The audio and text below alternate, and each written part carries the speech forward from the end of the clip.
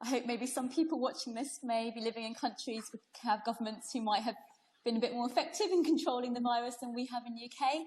And I think that shows, although we have different healthcare systems, actually how this virus operates is very similar globally.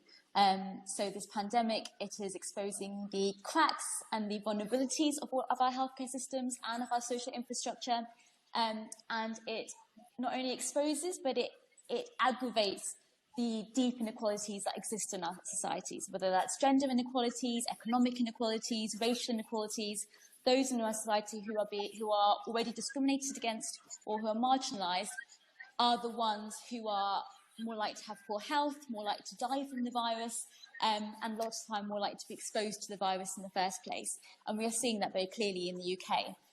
So black women living in the UK, pregnant black women are being admitted to hospital with COVID at 8 times the rate of white women. They are more likely to die from the virus than white women. We're seeing those that live in the more economically deprived areas are also dying at higher rates.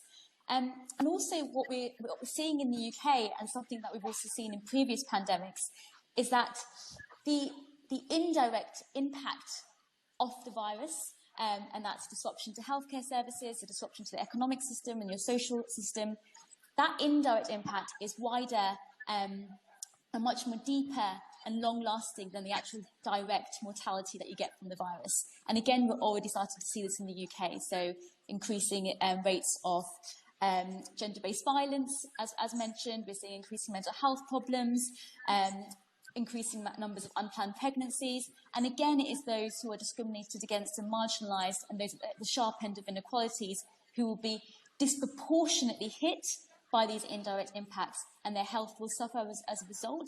And that consequence and that impact on their health will be there for decades and decades to come.